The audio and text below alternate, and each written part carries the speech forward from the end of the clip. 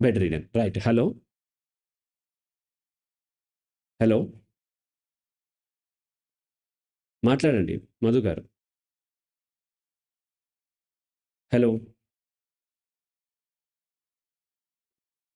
మాట్లాడు. మాట్లాడండి మధు గారు. సార్ మీకప్పుడు ఫైనాన్షియల్ క్రైసిస్ ఉండే టైంలో హ్మ్. మంత్లీ 5,000 వచ్చాయి కదా సార్. అవును. అప్పుడు మీకు 20,000 అవసరం అప్పుడు మంత్లీ. అవును. అప్పుడు మీకు అనిపించలేదా సార్ ఈ పేస్ అనేటిది ఇలానే కంటిన్యూ అయితే నేను నా ఫ్యామిలీ రోడ్డు మీద పడతాము. హ్మ్. అండ్ నెక్స్ట్ ఏంటిది ఎగ్జిస్టెన్షియలిజం అంతగా ఇండియాలో తెలీదు. అవును. నేనే స్టార్ట్ చేయాలి. హ్మ్. నేనే తీసుకెళ్ళాలి దీన్ని ముందుకు. హ్మ్. అయ్యే పాసిబిలిటీస్ చాలా తక్కువ కదా సార్. అవును. అవును. ఇలా మీకు అప్పుడు అప్పులు కూడా అయ్యాయి. అవును. సో, ఇలానే నా లైఫ్ కంటిన్యూ అయితే ఎలా అని మీకు అనిపించలేదా సార్? సార్ ఇంకోటేంటిదంటే హ్మ్. మీరంటారు సార్ నేను దేనికైనా రెడీ అని చెప్పేసి. హ్మ్. I'm ready to die also అని హ్మ్. అంటారు సార్. హ్మ్. I'm ready to beggar also అని అంటారు సార్. హ్మ్. ఆ రెడీ మీరు ఎలా అవుతారు సార్? మాకు కూడా రెడీ అవ్వాలని ఉంటది. కానీ మేము యాక్సెప్ట్ చేయలేకపోతాం అది. రైట్. హ్మ్. మొదటిది అప్పులయ్యాయి. చాలా ఫైనాన్షియల్లీ చాలా స్ట్రగుల్‌లో ఉన్నప్పుడు ఇలాగే కంటిన్యూ అయితే నా లైఫ్ రోడ్డున పడతది గదా! పడినా ఓకే. కానీ నేను చేస్తుందేంటంటే ఏదో ఒక పని చేస్తూనే ఉన్నా. అప్పుడు దాంతో పాటు సైకాలజిస్ట్‌గా ఉంటూనే ఇతర పనులు గూడా చేశాను నేను. వెబ్ డిజైనింగ్ చేసేవాడిని. జర్నలిస్ట్‌గా కొన్నాళ్ళు పనిజేశాను. అలాగే విజిటింగ్ ఫ్యాకల్టీగా పనిజేశాను. ఏదో కొద్ది కొద్దిగా వస్తూ ఉండేవి. ఏ పనైనా చేయటానికి నేను అప్పుడు సిద్ధంగా ఉన్నాను. ఈవెన్ రియల్ ఎస్టేట్ దాంట్లో బిల్డింగ్స్ కడతారు గదా! వాటికి పెయింటింగ్ ఎళ్ళటానికి గూడా ఒక టైంలో పెయింటింగ్ ఎయటానికి నేను సిద్ధపడ్డాను వెళ్ళటానికి. సిద్ధపడ్డాననమాట. అంటే ఈవెన్ శారీరకమైన పని శ్రమ చేయటానికి గూడా నేను సిద్ధపడి ఉన్నాను. అప్పుడు వీలైనంత వరకు నా ఖర్చులు తగ్గించుకున్నాను. ప్రతి రూపాయి జాగ్రత్తగా వాడుకున్నాను. బట్టలెక్కువ కొనుక్కోలేదు. ఉన్న వాటిని మళ్ళీ వేసుకోవటం. చాలా పొదుపుగా లైఫ్‌ని లీడ్ చేయటం వల్ల నేను తట్టుకోగలిగాను. 1. 2 ఏంటి అంటే రెడీ. రెడీ ఎందుకు అవ్వలేకపోతున్నామంటే ఇంకా కోరిక ఉంది. కోరిక ఉంటే రెడీ కాలేం. ఏమైనా ఓకే. బికాజ్ నన్ను ఎవరు ఇప్పుడు నేను ఎంతవరకు ఏం చూస్తానంటే నా శరీరానికి కావాల్సినటువంటి కొంత ఫుడ్, వాటర్, ఆక్సిజన్. ఇది ఏం చేసినా సరే ఇంతకంటే ఎక్కువ వచ్చేది లేదు. మహా అయితే ఆ ప్లేట్ ఒకటే మారుతది. నేను ఆ ఫైనాన్షియల్ స్ట్రగుల్‌లో ఉన్నప్పుడు, ఇప్పుడు దాదాపుగా ఒకే టైప్ ఆఫ్ ఫుడ్ తీసుకుంటున్నాను. ఒకే టైప్ ఆఫ్ వాటర్ తాగుతున్నాను. కొంచెం ఇప్పుడు ఎక్కువ ఖర్చు పెడుతూ ఉండొచ్చు. బట్ వాటర్ దాదాపుగా ఒకటే. అప్పుడు కూడా ఆక్సిజన్ ఫ్రీగానే ఉంది. తర్వాత ఏంటి నిద్ర, సెక్స్ ఇవి సేమ్ అంతే ఉంటాయి. అంతకంటే మారేదేమీ లేదు పెద్దగా. సో, కాబట్టి నా శరీరానికి ఇంతకంటే పెద్దది కావాల్సింది లేదు. ఇప్పుడు నేను బెగ్గరగా ఉన్నా అవన్నీ పొందగలను. ఒక సన్యాసిగా ఉన్నా పొందగలను. సైకాలజిస్ట్‌గా ఉన్నా పొందగలను. సైకిల్ మెకానిక్‌గా ఉన్నా సరే పొందగలను. అనే క్లారిటీ నాకుండటం వలన నాకు ఏదో సాధించాలనే కోరిక లేదు.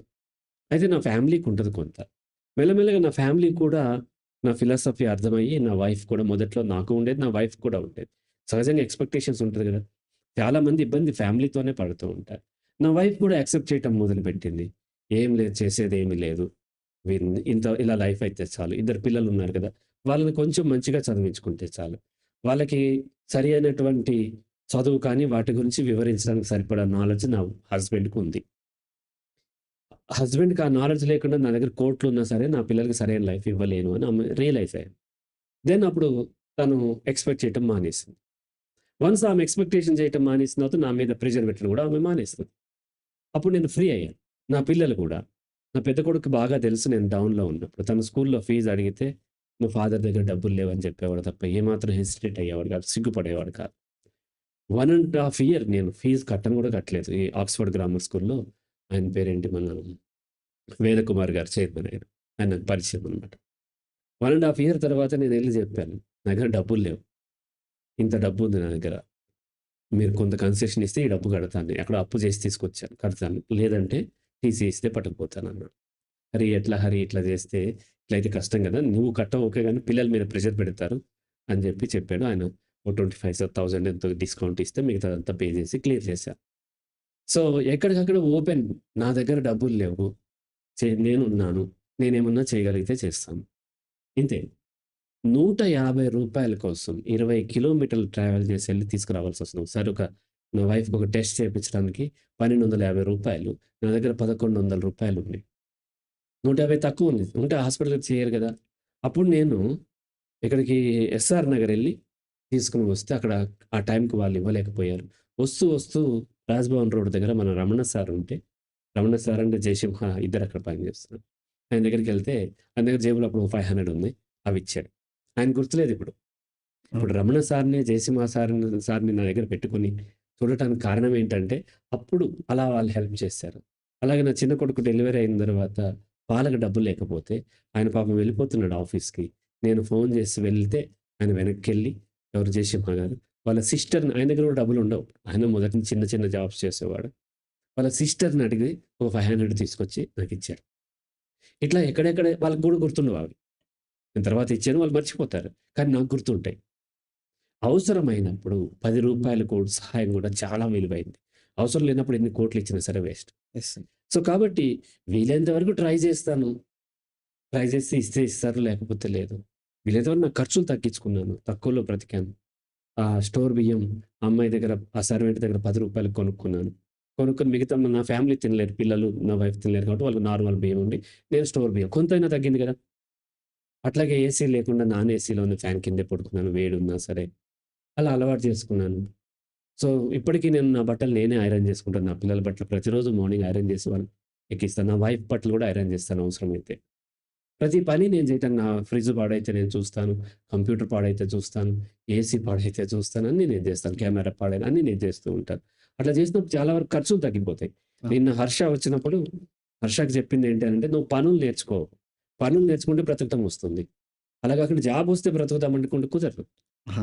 కదా! ఆ డబ్బులన్నీ మిగతా వాళ్ళకెళ్ళిపోతుంటాయి. అవును. కాబట్టి మనకి పని వస్తే డబ్బు లేకపోయినా బ్రతకగలం. సో, కాబట్టి ఆ విధంగా మనం పని చేస్తూ దేన్నైనా చేసుకుంటానికి సిద్ధంగా ఉన్నట్లయితే క్రమంగా మనకు ధైర్యం పెరుగుతది.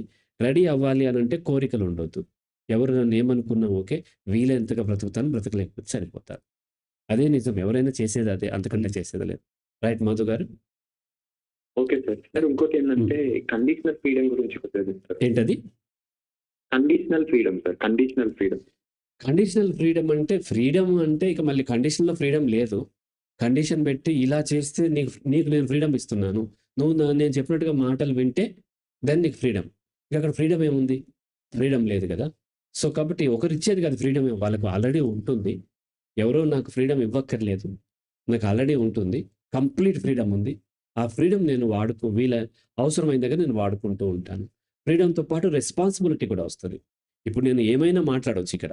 కానీ దాంతో పాటు వచ్చే కాన్సిక్వెన్సెస్ నేనే ఫేస్ చేయాల్సుంటది. ఇది వ్యక్తి చూసుకోవాలి. వేరే వాళ్ళకి ఎవరో నేను ఫ్రీడమ్ ఇచ్చాను, వైఫ్‌కి ఇచ్చానంటారు. పిల్లలకి నేను ఫ్రీడమ్ ఇచ్చాను. ఇదంతా కూడా వాళ్ళకి తెలియక అవగాహన లేక అంటూ ఉంటారు. అది కూడా ఒక కండిషనే. రైట్ మధు గారు?